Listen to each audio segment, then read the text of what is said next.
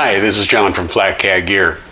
Whenever you use a canister stove, or actually whenever you use a gas canister period, the stove, you have to attach it, and you typically screw this together and it makes a connection. It's connected by what's called a Lindel valve, and there's a little post at the bottom of your stove that pushes down and opens up the valve.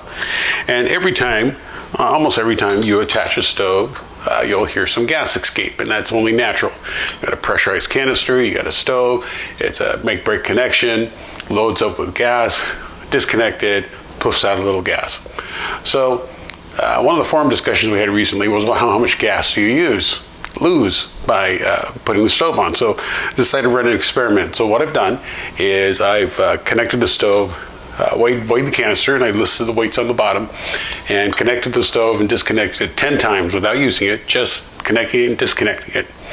And the difference is pretty shocking. So let me show you the results. Let me show you how I set up the test, then we'll talk about the results. You've all heard the sound of gas escaping when you put a stove on. So here's our experiment. We're going to hold this canister upright, and we're going to attach the stove and detach it 10 times. Make sure that the valve is off. You can hear it when the gas escapes.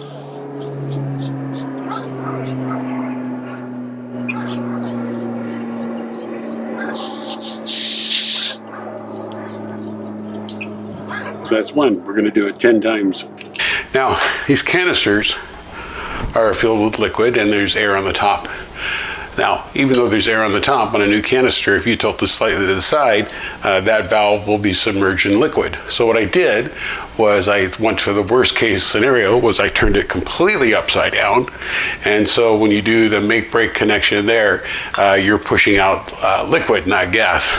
This is a fresh canister, and when they're new, it's going to be, there's going to be air up at the top.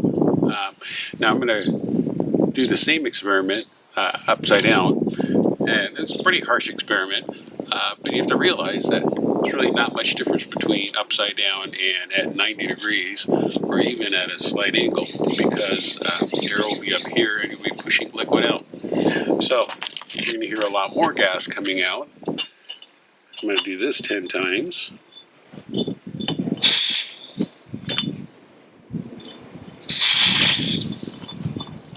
And that's one.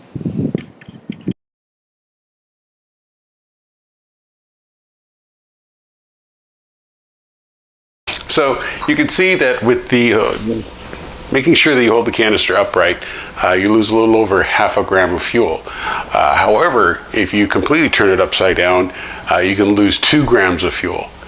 So 4 times the amount of gas. Now, nobody's going to turn it upside down. However, that means you probably shouldn't turn it at an angle at the side. Just keep it as vertical as possible. So come visit us at www.flatcatgear.com.